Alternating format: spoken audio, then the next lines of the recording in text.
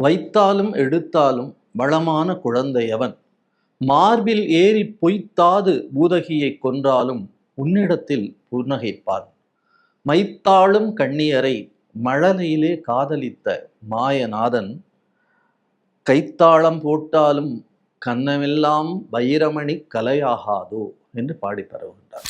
ஆனாலும் கூட அவன் ஏன் போய் பிற வீடுகளில் இருக்கிற வெண்ணையை திருடுகிறான் என்று கேட்டால், இந்த வெண்ணெய் போலத்தான் தூயவர்களுடைய உள்ளம் இருக்கிறது, நல்லவர்களுடைய உள்ளம் இருக்கிறது, வெண்மையாக இருக்கிறது, ஒட்டாமல் இருக்கிறது.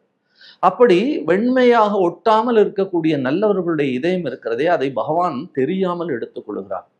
ஞானசம்பந்த பெருமான் கூட முதல் பாடலிலேயே சொல்லுகிறார், என் உள்ளம் கவர் கள்வன் என்று சொல்கிறார். என் உள்ளத்தை கவர்ந்து கொள்ளக்கூடிய கள்வனாக எம்பெருமான் சிவபெருமான் இருக்கிறான்.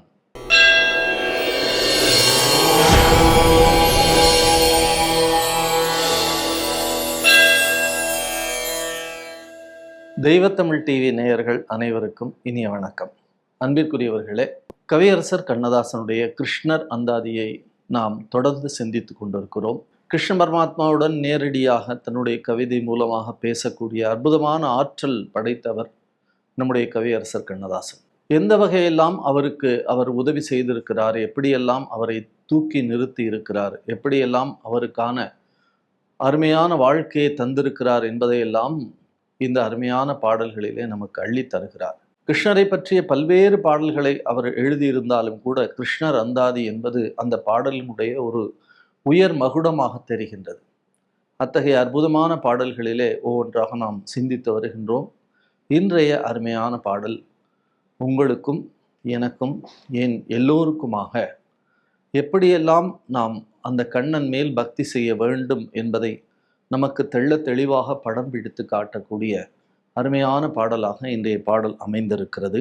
வைத்தாலும் எடுத்தாலும் வளமான குழந்தையவன் மார்பில் ஏறி பொய்த்தாது பூதகியை கொன்றாலும் உன்னிடத்தில் புன்னகைப்பான். மைத்தாளும் கண்ணியரை மழலையிலே காதலித்த மாயநாதன் கைத்தாளம் போட்டாலும் கன்னமெல்லாம் வைரமணி கலையாகாதோ என்று பாடி பரவுகின்றார். வைத்தாலும் எடுத்தாலும் வளமான குழந்தையவன்.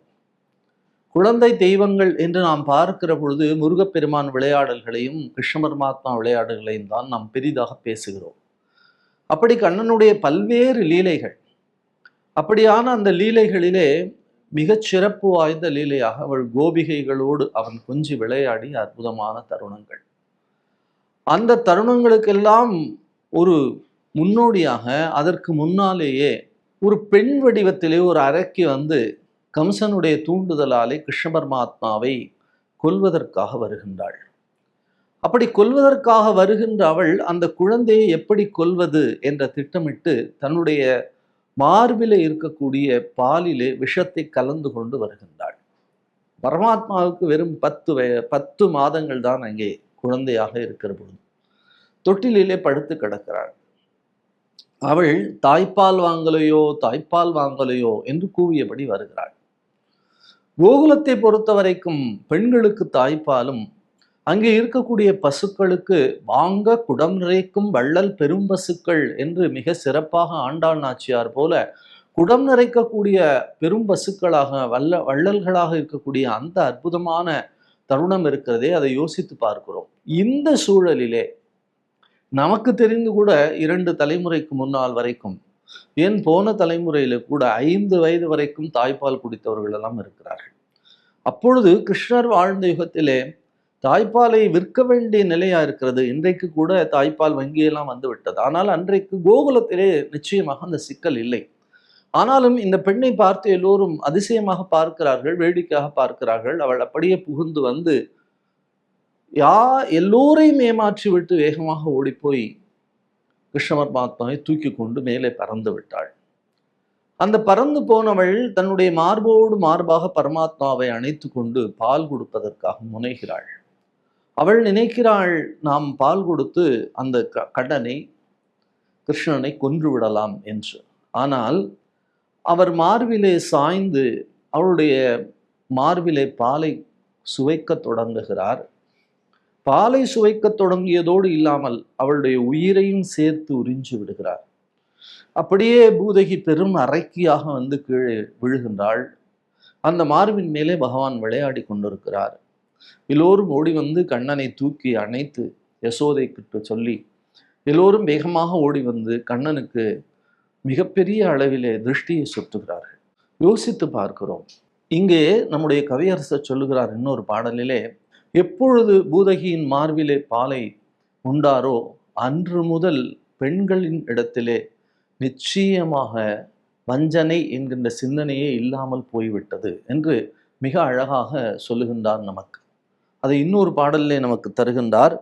அவன் கனி இதழில் பால் குடித்து பூதகியை கொன்ற பின்னால் கன்னியர் பால் நஞ்சும் இல்லை கிருஷ்ணாரி என்று சொல்கிறார்.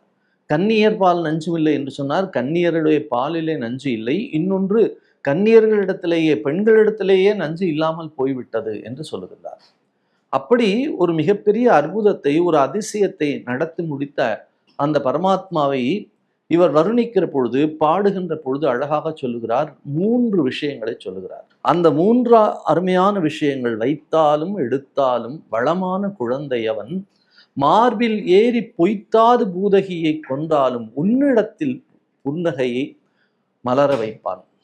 மைத்தாளும் கண்ணியரை மழலையிலே காதலித்த மாயநாதன் கைத்தாளம் போட்டாலும் கண்ணமெல்லாம் வைரமணி கலையாகாதோ. அந்த பெருமானை, அந்த இறைவனை, அந்த பரம்பொருளை நினைந்து நினைந்து நினைந்து நினைந்து அந்த கோபியர்கள் மிக அற்புதமான லீலைகளை எல்லாம் ரசித்திருக்கிறார்கள். இங்கே போவான், அங்கே வருவான், வெண்ணையை திருடுவான். ஏன் வெண்ணையை திருடுகிறான்? காஞ்சி பெரியவர் மிக அழகாக சொல்வார். வெண்ணெய் இருக்கிறதே மிக உயர்வான ஒரு விஷயம். அது போல ஒரு வெண்மையான பொருளை பார்க்க முடியாது. ஞான அளவிலே அதை சொல்லுகிற பொழுது சொல்வார்கள், எதிலிருந்து தோன்றுகிறதோ அதிலேயே அது ஒட்டாது. நாம் பாலை ஒரு நல்ல பாத்திரத்திலே எடுக்க வேண்டும். பால் பாத்திரம் மாசுபட்டு இருந்தால் பால் திரிந்து போய்விடும். இப்போ நல்ல ஒரு பாத்திரத்திலே பாலை எடுத்து அதை நன்றாக காய்ச்ச வேண்டும். காய்ச்சி உடனே அது தயிருக்கு உரை கூத்தக்கூடாது. என்ன செய்ய வேண்டும்? அதற்காக கொஞ்சம் இளஞ்சூடாக ஆகின்ற வரை பொறுத்து இருக்க வேண்டும். இளஞ்சூடு ஆன பிறகு அதிலே லேசாக தயிரை விட வேண்டும். அந்த தயிரை விட்டவுடன் பிறகு மீண்டும் பொறுத்திருக்க வேண்டும். குறைந்தது ஒரு 4 மணி நேரமாவது பொறுத்திருக்க வேண்டும். 4 மணி நேரம் ஆன பிறகு அது தயிராக மாறும். தயிராக ஆனவுடன் மத்து என்கின்ற ஒரு பொருளை வைத்து, இன்றைய தலைமுறைக்கு அது தெரிய வாய்ப்பில்லை, மத்து என்கின்ற ஒரு பொருளை வைத்து அதை நன்றாக கடைய வேண்டும். அப்படி நன்றாக கடைந்த பிறகு அதிலே இருந்து வெண்ணெய் தோன்றும். அந்த வெண்ணெய் இருக்கிறதே எந்த தயிரிலிருந்து தோன்றியதோ அந்த தயிர் மோராக ஆன பிறகும் கூட அதோடு அது ஒட்டாது. அதை எடுத்து தண்ணீரிலே போட்டாலும் அது ஒட்டாது. அப்படித்தான் இந்த உலகத்திலே வாழ்ந்தாலும் உலகத்தோடு ஒட்டாமல் இருக்கக்கூடிய மிகப்பெரிய தன்மையை நமக்கு அந்த வெண்ணெய் சொல்லித் தருகிறது. அந்த வெண்ணெயை பிறகு நெய்யாக காய்ச்சுவார்கள். இந்த வெண்ணெய் பக்குவமாக இருக்கிற பொழுதே நிறைய பானைகளிலே வைத்து வைத்து வைத்து வைத்து கோகுலமெங்கும் மூடி வைத்திருப்பார்கள். பகவான் வீட்டிலேயே ஆயிரக்கணக்கான மாடுகள், அவர்கள் வீட்டிலே இருக்கக்கூடிய பாலுக்கோ தயிருக்கோ வெண்ணெய்க்கோ நெய்க்கோ பஞ்சம் இல்லை. ஆனாலும் கூட அவன் ஏன் போய் பிற வீடுகளில் இருக்கிற வெண்ணெயை திருடுகிறான் என்று கேட்டால், இந்த வெண்ணெய் போலத்தான் தூயவர்களுடைய உள்ளம் இருக்கிறது, நல்லவர்களுடைய உள்ளம் இருக்கிறது, வெண்மையாக இருக்கிறது, ஒட்டாமல் இருக்கிறது. அப்படி வெண்மையாக ஒட்டாமல் இருக்கக்கூடிய நல்லவர்களுடைய இதயம் இருக்கிறதே, அதை பகவான் தெரியாமல் எடுத்துக் கொள்கிறான். ஞானசம்பந்த பெருமான் கூட முதல் பாடலிலேயே சொல்லுகிறார், என் உள்ளம் கவர் கள்வன் என்று சொல்கிறார். என் உள்ளத்தை கவர்ந்து கொள்ளக்கூடிய கள்வனாக எம்பெருமான் சிவபெருமான் இருக்கிறான். ஆகையினாலே தான் ஸ்ரீருத்ரம் கூட அவனை அந்த வகையிலேயே போற்றுகிறது. தஸ்கராணாம் பதையே நமக என்று போற்றுகிறது. அதே போலத்தான் இந்த வெண்ணெய் என்ன செய்கிறார் பகவான்? தெரியாமல் பிற வீடுகளிலிருந்து திருடுவது என்பது அங்கே திருட்டுத்தனம் அல்ல, அது ஒரு தத்துவத்திற்கான செய்தி. அதை என்ன சொல்லுகிறார்கள்? நமக்கு காஞ்சி பெரியவர் என்ன சொல்லுகிறார் என்று கேட்டால், நல்லவர்களுடைய இதயத்தை அவர்களை அறியாமல் பகவான் திருடி கொள்ளுகிறான். ஏன் நேரடியாக எடுத்துக்கொண்டால் என்ன என்று கேட்டால், நேரடியாக எடுத்தால் அப்பொழுது கூட ஒரு கணம் இந்த மனமானது பகவானே என்னுடைய உள்ளத்தை கேட்டு பெற்றார் என்று சொல்லி கொஞ்சம் தலைக்கணம் எங்காவது வந்துவிடப் போகிறதே என்று பக்தன்பால் கருணை கொண்டு என்ன செய்தாராம்? அந்த வெண்ணெயை தெரியாமல் எடுப்பாராம். அதுபோல நல்லவர்களுடைய உள்ளத்தை தெரியாமல் எடுக்கிறார் என்று சொல்கிறார். இப்படிப்பட்ட அற்புத விளையாடல்களை திருவிளையாடல்களை விளையாடிய அந்த ஈசன், அந்த பரமாத்மா இருக்கிறானே, கிருஷ்ண பரமாத்மா, அந்த பரமாத்மாவை நினைத்தால், அவனை போற்றினால், அவனை பாடினால், அவனை வழிபட்டால் என்ன ஆகும், என்ன நடக்கும் இந்த மனத்திலே என்று கேட்டால், மனம் முழுக்க உருகி போகும், மனம் முழுக்க கரைந்து போகும், மனம் முழுக்க அப்படியே நெகிழ்ந்து போகும். அப்படி நெகிழ்ந்தால் என்ன நடக்கும் என்றால், கண்களில் இருந்து கண்ணீர் நமக்கு தாரை தாரையாக வந்து சேரும்.